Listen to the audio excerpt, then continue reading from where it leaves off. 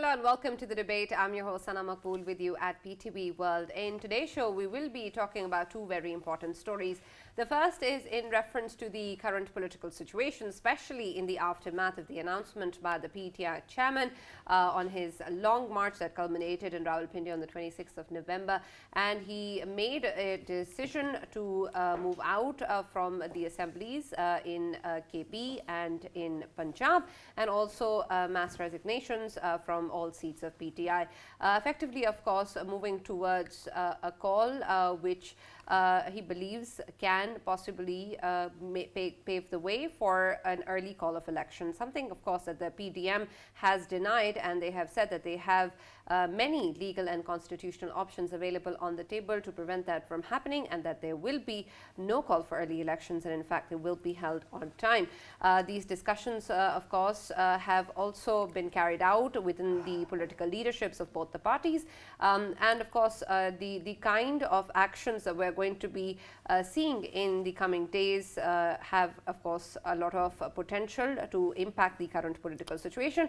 So we will be taking a look at what strategies are going to be employed by the PTI, whether or not they will go through with this particular decision, and then of course when we take a look at the timeline of previous such announcements as well, whether or not this will be something that will happen soon.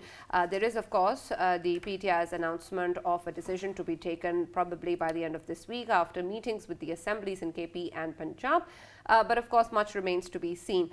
The political leadership of the PDM and also the PPP have met to talk about this particular issue and to see what exactly can be the options employed by the government, including the option of a no confidence motion and of course the imposition of governor's rules. So of course these areas are going to be the focus of our first segment, where we'll be taking a look at the current evolving dynamics and what the future political scenario would be like.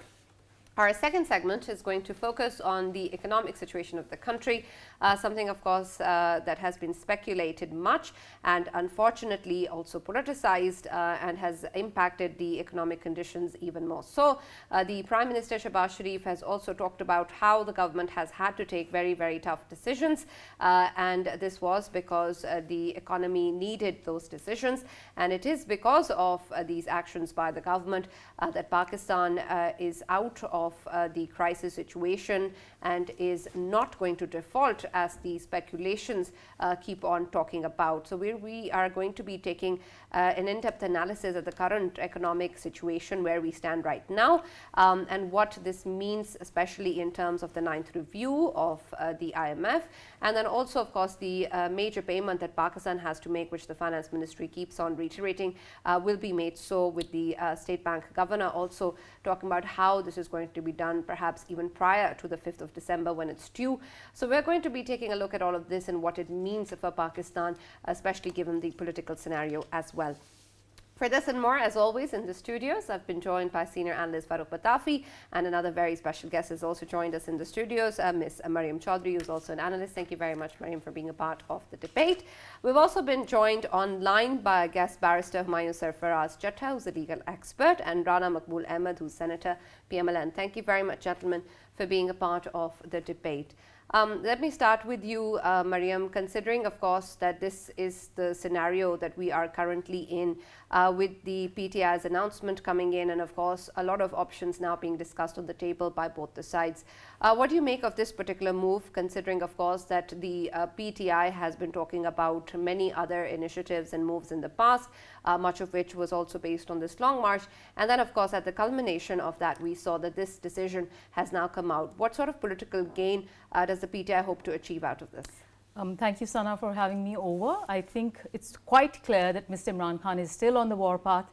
We know that this warpath has been continuing since this whole political upheaval has been taking place in the country, and I think there's general consensus that the focus of this whole political upheaval was centered around the change of guard of the Chief of Army Staff.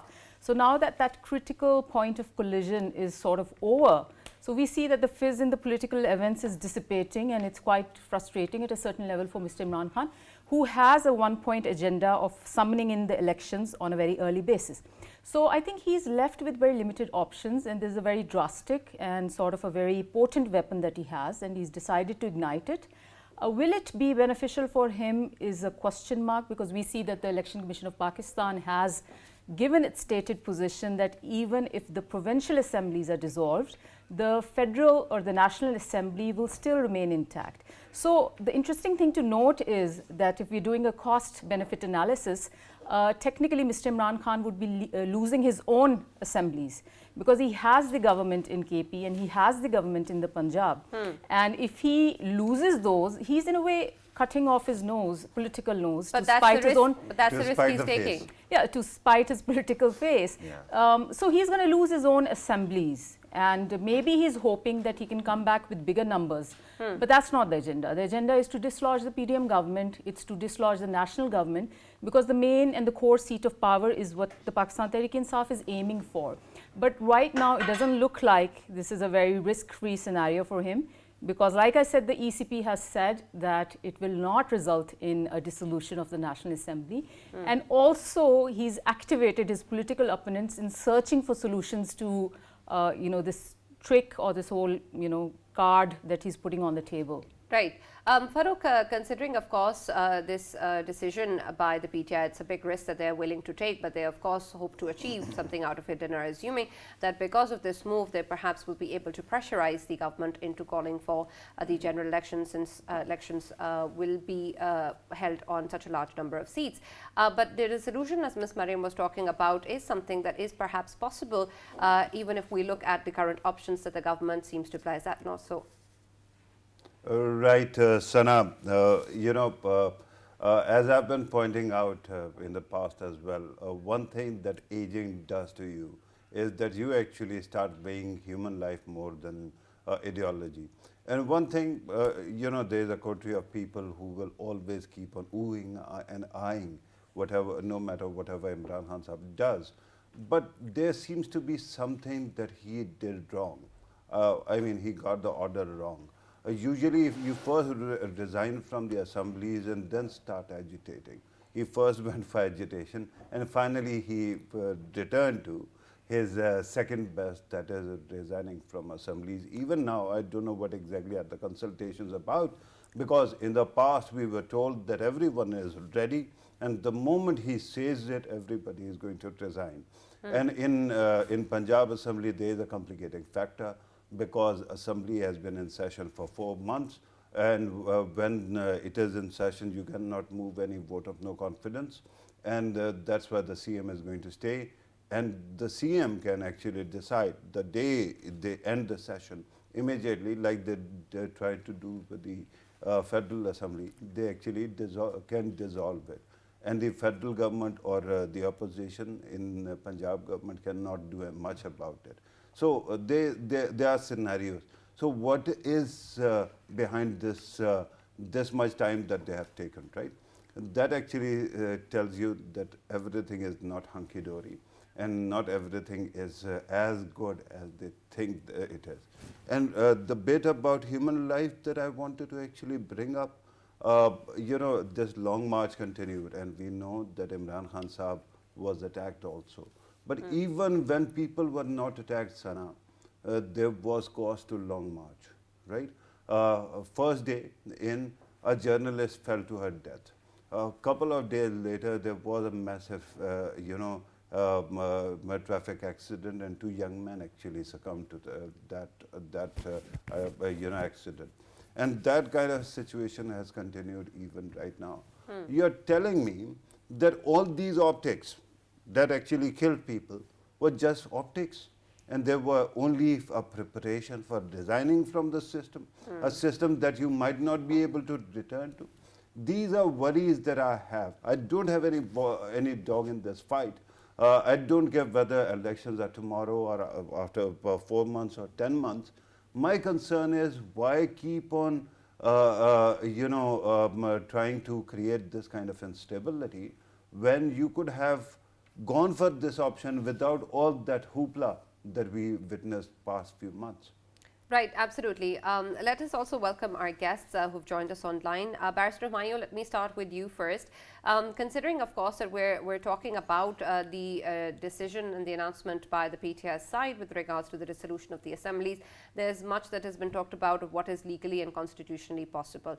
And there are, of course, many concerns with regards to whether or not this can actually happen. Can you help us understand what sort of options are available for the PTI to actually go through with this? And then, of course, when we take a look at the PDM deciding not to let this happen and not to let it impact the call for Kali elections, what sort of options exist for them as well? Oh, Sana, I think as far as PTI is concerned, they have two major options to be exercised. One is to resign from the assemblies, from National Assembly and the Punjab Assembly and the KP Assembly, and the seats they hold in other assemblies of Balochistan and Sindh.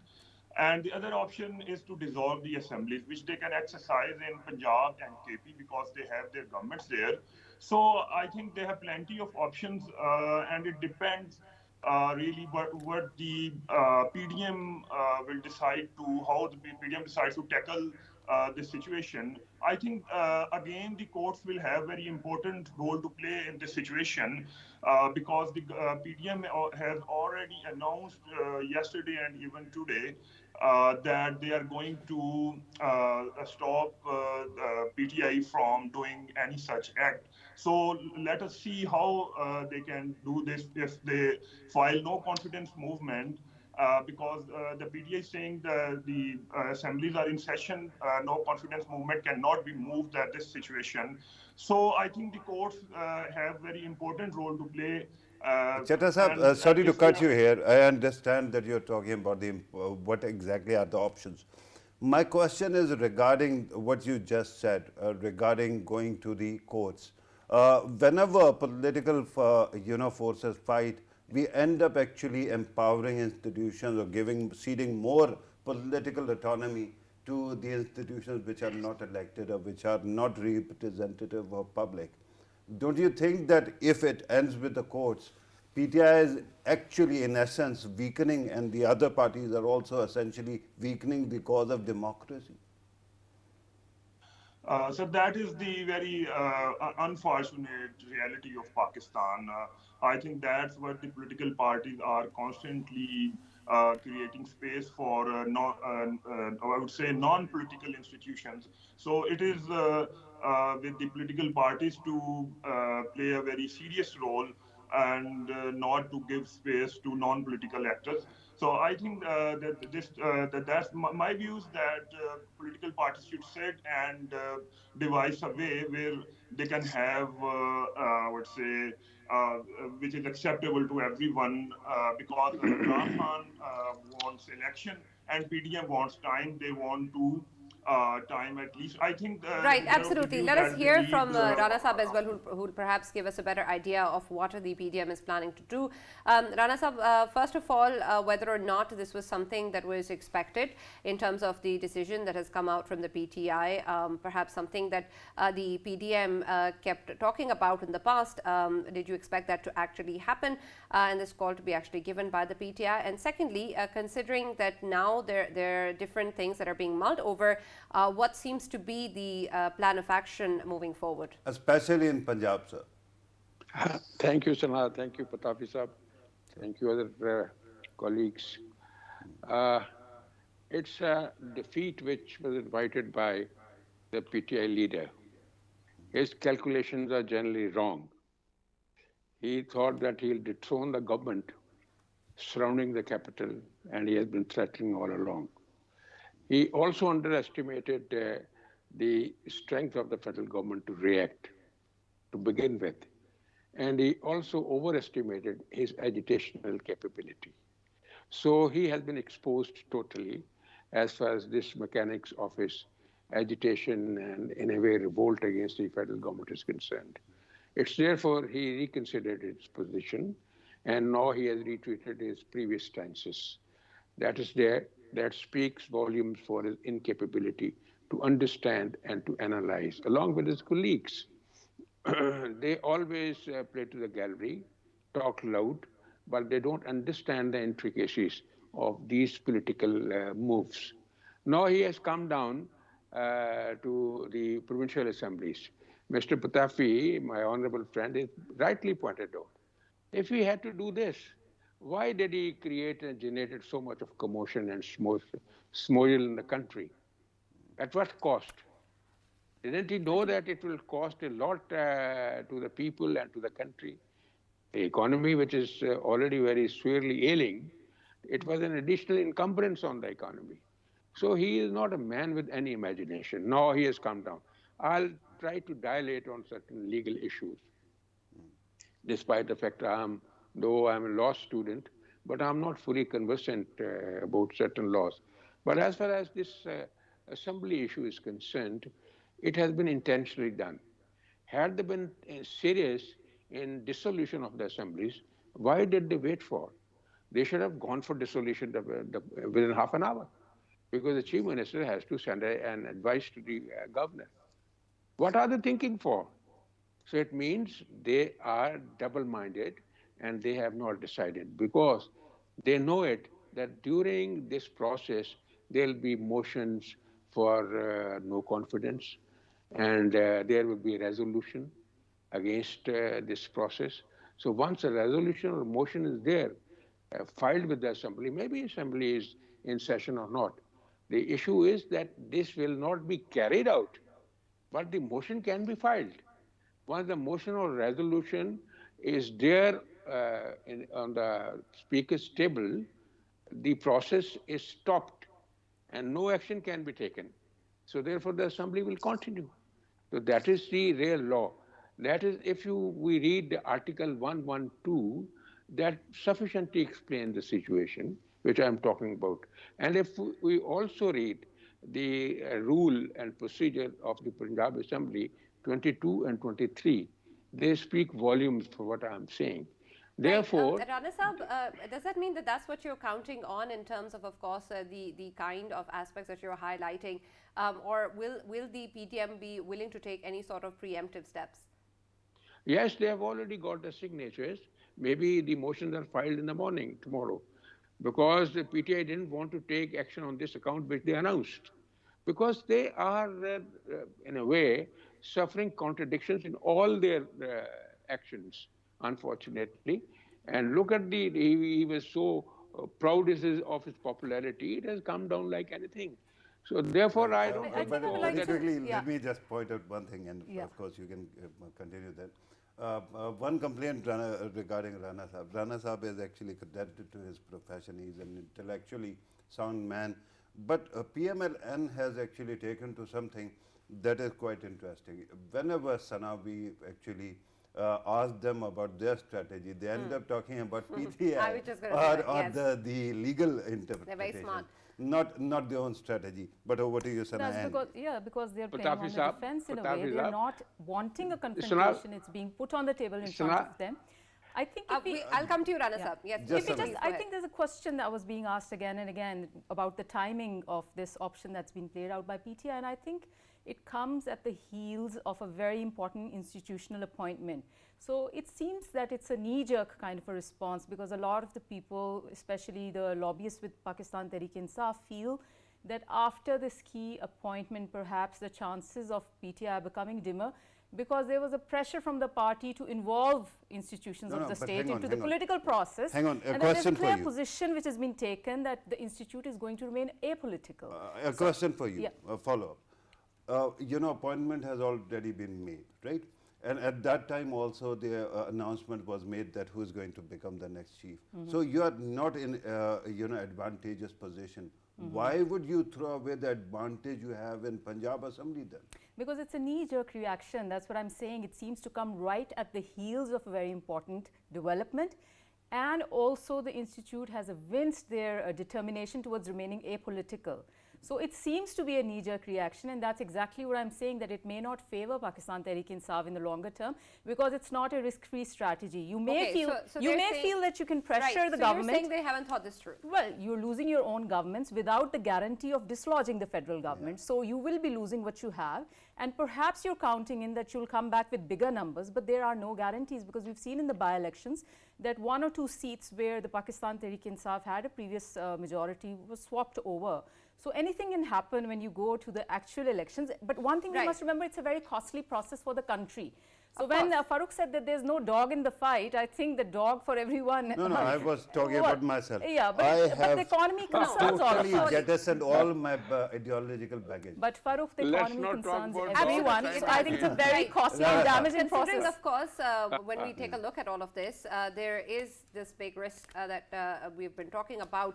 And Rana Saab, what Ms. Mariam is talking about is the fact that perhaps this is not going to fall through in terms of what the PTI expects or hopes to. But again, you were also talking about, and you can add to what you were previously wanting to say as well, but before that, you were also talking about how what has happened with regards to the Long March has spoken volumes with regards to the PTI, has exposed them, so to speak. But when we take a look at so many other incidents that can also, we can also say has exposed the PTI or has spoken volumes about what the leadership is like, hasn't really impacted the political mileage that the PTI still continues to enjoy. And of course, there is a foundation or baseline on which they are trying to make this particular move. So when we take a look at the responses, of course, in terms of the strategy that is needed to go ahead, surely there must be other things that the PDM will be basing their future actions on, rather than just the fact that this has harmed PTI's credibility. Sana, there will be new factors now, which we are not analyzing at all. I may very respectfully submit the scenario has altogether changed after the new setup in the armed forces has taken over, and there'll be a new stance vis-a-vis the politicians, and that will be very helpful for the PDM. Number 2 factor will be that the leader of PML-N will be coming to the country. Now he'll be leading the campaign. Once he leads the campaign along with his popular daughter, that things will change. Maybe the tables will turn on PTI, who are so boastful of their popularity. So these factors we must consider, because once the main leadership was not here, PML-N didn't work hard. We all say in our open and secret meetings, the Muslim League N, they faltered. They didn't endeavor properly. If we try to analyze the election campaign, both and by-elections, for example, I'll give you one example only. Shizra from Nankana, she lost by 12,000 votes to the greatest leader ever was born in the subcontinent. She lost her election by 11,000 votes. What does it mean? If she would have got 5,500 or 6,000, she would have won the elections. Nobody went there to support her. Not even an MNA, not even the leadership. They didn't even communicate with her. So that was the level of response of PML-N. No, it will not happen. It will not be allowed to happen by the main leadership once they are coming back. So the scene will change, and I expect and I can predict the results of election which we envisage will be altogether different against PTI and for PML-N. That factor is to be analyzed. Now, this thing, I may submit one thing only. This is a planned thing since his venture to topple the government through agitation and force fizzled out. He wanted some excuse to wriggle out of the situation. He has wriggled out of the situation. They are not serious about dissolution of assembly. All right, point taken, Barrister Hamayun, considering the time for dissolution has gone. This is something that is time being for discussed in terms the of time what for the PTI dissolution will is go gone. They are behind time. Mariam is absolutely correct. Thank you very much. Absolutely, Rana Saab. I'll go to Barrister Hamayun now. Barrister Hamayun, considering, of course, that when we take a look at what is happening with regards to the PTI's decision, there is the obvious concern of what is going to happen if they actually go through with it. But I want to understand the difference and distinction which was being discussed yesterday as well in terms of the dissolution and mass resignations as well. In terms of course, the impact that that's going to have on whether or not we're going to be looking at elections on various seats, and how exactly is that going to impact the call for general elections, which of course is is the PTI's aim. Considering, of course, that even though such a large number of seats can potentially call the argument of then moving ahead with the general elections, this is still something that can actually legally happen. And exactly what will be the scenario or the case where we can possibly move towards general elections instead of elections on almost 2/3 of the seats. And then, of course, considering the assemblies are not dissolved and only we have mass resignations, will that impact this particular scenario as well? Well, Sana, if I speak in legal terms, if resignations are given, then re-elections will be held in the next 2 months. And on the other hand, if assemblies are dissolved, then the new elections will be held for the Punjab Assembly and the Khyber Pakhtunkhwa Assembly. And I think it will have a different dimension from the resignations. As far as its connection with the general election is concerned, I think that depends on the response of the government. If they are able to hold their horses, or if they show some kind of are able to sustain these resignations or the political move of the Imran Khan, then I think situation will be different. So I think it can only be said after the resignations or the assemblies are dissolved, that what will be the political response of the government. As far as the legal response is concerned, that is for the election commission to conduct elections. And as far as the political response is concerned, that if the federal government also agrees to the general election, that will be a different question. I think the PDM might also be waiting for the response of the public, or after the Imran Khan will play his moves. I think that really will depend on that particular situation. It is very difficult right now to say anything. As Rana Sahib was saying, they are very much committed to run this government. But I think the real situation will only be clear when the time will come. That's my point of view. All right.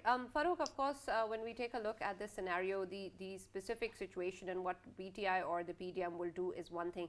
But since, of course, this political instability has existed, we have seen that it's not just the economic cost, but also the political cost that all of us seem to be paying in terms of these issues not being addressed in the parliament. And you've emphasized the role of the parliament multiple times. But instead of that, we're still focusing on perhaps one-upping each other, and right now looking at where exactly will the PDM stand or the PTI stand. But are there any real clear winners out of this situation, even if we see this scenario resolving in any sort of way? Because at the end of the day, the political issues still remain as it is. The role of the parliament still remains as it is. Clever. So now I have a solution. Very clever question. Rana Sahib, you want to say I have a something? solution, sir. I have a solution to this problem. Okay. I think only one step is to be taken by the PTI leader. He should cease to be a provocative speaker. He should stop abusing people. He should give up his style, derogatory style. He should come on. Rana, let me quickly take Farooq's opinion, and I'll come back to you. I'm finishing it, Sana. He should come on the parley table. He should return to the parliament, sit for the negotiations like a decent and polished politician. The issue will be resolved. You might have come to know about the version of the government, and Rana Sanaullah also spoke on that time and again. We are prepared to have negotiations. He said there is no problem if we change the schedule of the election. That's not much of a problem for us. But he should come down like an astute politician to solve and address the issue. There are many issues, Rana Sahib, but my question is a little different. Farooq, let's hear your opinion on that. I was last I checked, I was complimenting your question because it was a very clever one. Who is the winner? I can tell you, one winner is People's Party. That keeps on gaining. Look at Kashmir, look at Southern Punjab. Look at what has happened in Sindh. I think that repeatedly it is People's Party that keeps on actually coming back to life bit by bit, because both these parties that ideological equivalents, they keep on fighting all the time. It is about time that one message I've been repeating ad nauseum on television and in my columns as well, that it is virtually impossible to recreate two events. One, 1992 World Cup. Every time there's a World Cup, we end up actually comparing that event to 1992. I don't know why. And it never happens. And secondly, the PNA's movement. PNA's movement actually brought up an elected government down. That is not going to happen. Yeah, it can accelerate some kind of end of government. Earlier, Mariam was talking about dog in the fight and all that bit. Look, we know that elections are going to take place, right? It is practically the end of the term. The last year has started already. So there will be an election. When it happens is not that much a big lookout for me, that because eventually there's going to be an election no matter what. Yeah, we're talking inches over here, so it's a matter of couple of months, take or give a few months. Yeah. No, hang on, allow me to actually finish my thought.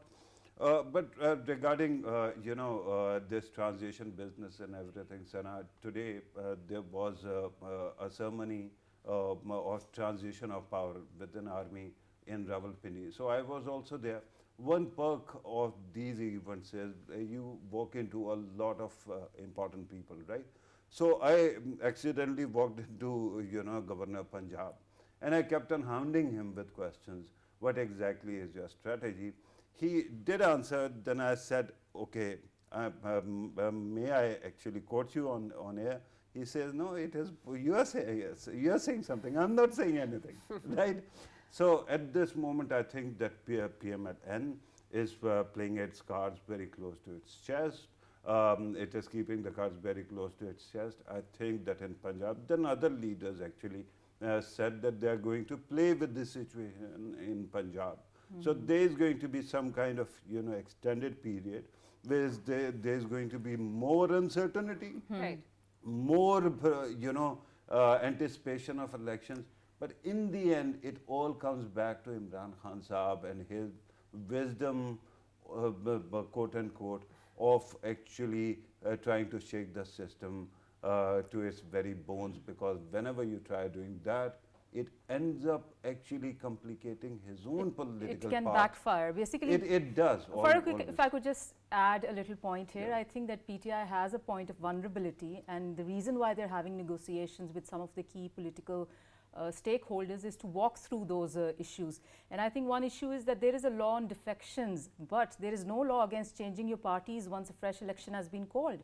So we see that a lot of people who've joined PTI have come from other parties, and what's to stop them from walking out once again if they see greener pastures somewhere along the way. So I think moving before we have political tactics like the VNC vote and delaying through different means, but when it comes to the actual elections, a lot of politicking historically happens in Pakistan. So you can always have different lobbies and groups being wooed by other parties.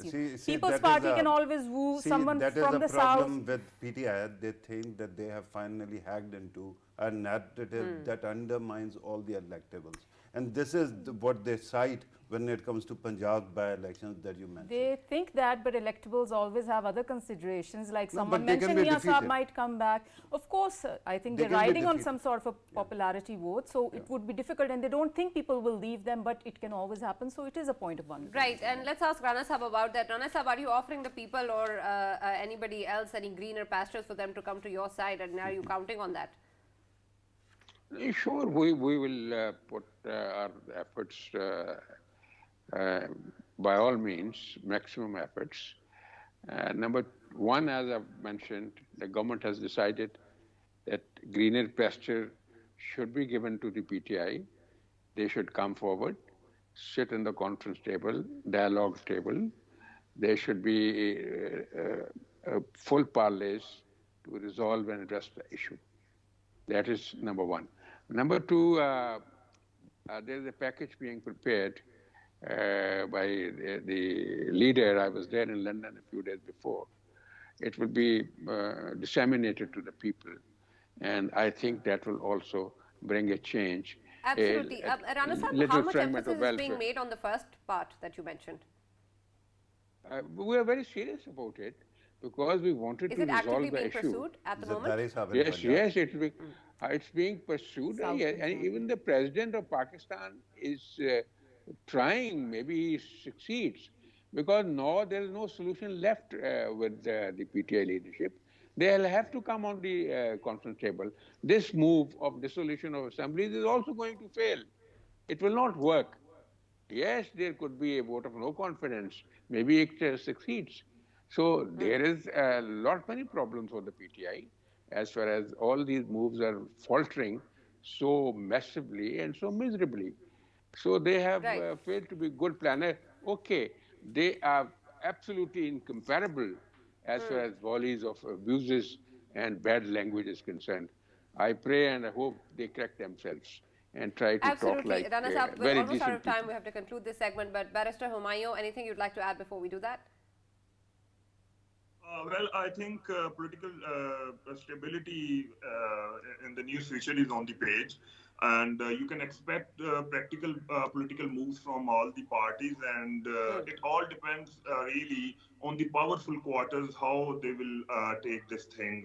I think that will be the would be the final answer to all these questions. Absolutely. Thank you very much, Rana Maqbool Ahmad, Barrister Hamayun Sarfraz, and of course, Ms. Mariam Chaudhry for taking the time out to be part of this debate in the studios as well. That's all that we have from the first segment. We'll take a short break and continue with the next one.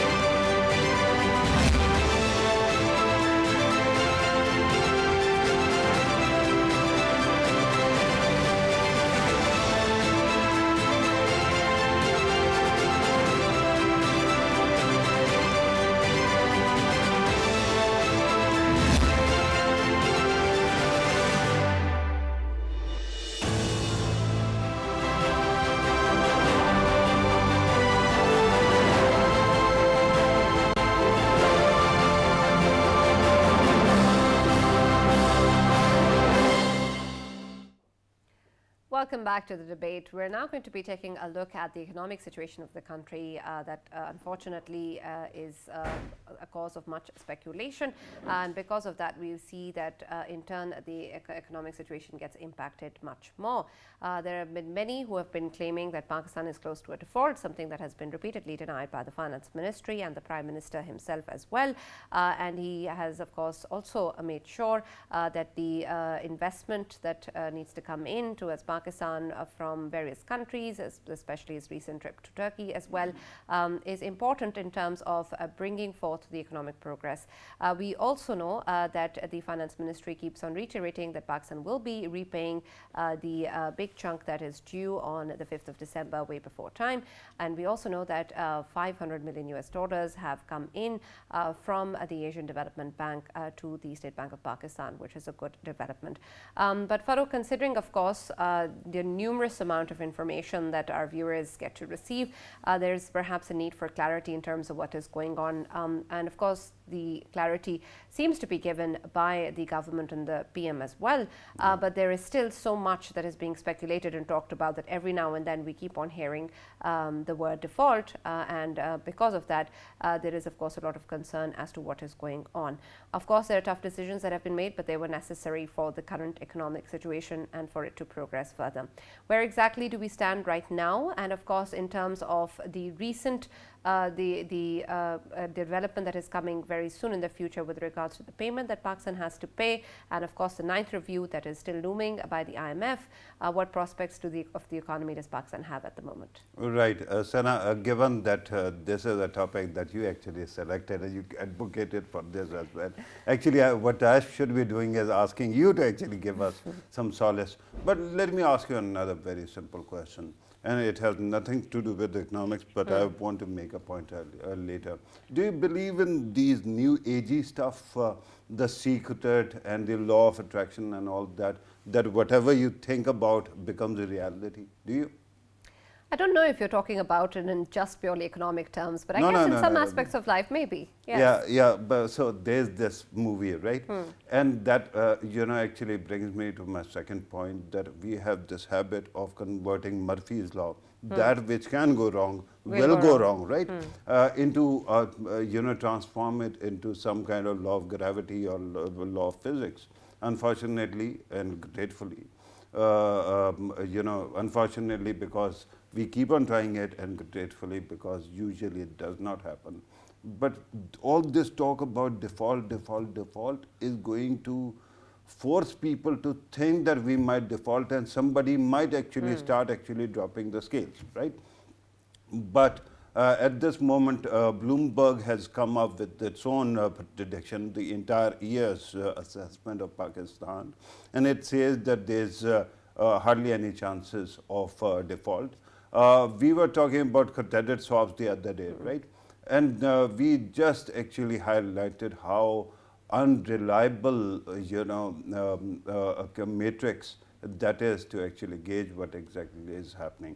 Right now, Pakistan has only one liability in the month of December, and it was the Sukuk bonds, and we had to pay that $1 billion. And, State Bank of Pakistan actually announced a few days ago that it is going to actually pay up the amount a few days earlier than it was due, right? On 2nd, I guess. So it is clear that Pakistan is not going to default. But at this moment, if this government is sitting in power, and if it does not immediately wants to go for elections, the best argument it has is of economics. On one side, you have floods. 33% Pakistan is affected. 33 million people have been displaced, and they are still affected. And IMF and other international donors or partners are asking us to give a detailed plan of recovery before we can actually negotiate the next tranche. Right. So you cannot do that if you are going to give, introduce a plan and then immediately you head to elections, because then there are going to be two very important moving parts. The first thing is there is going to be a caretaker government for 2 months to 3 months. That caretaker government, by its own, interpretation, the previous caretaker governments have decided that they cannot take any long-term decision. That means you have a fugue state for 3 months whenever you have the, a caretaker setup. You cannot take any big steps.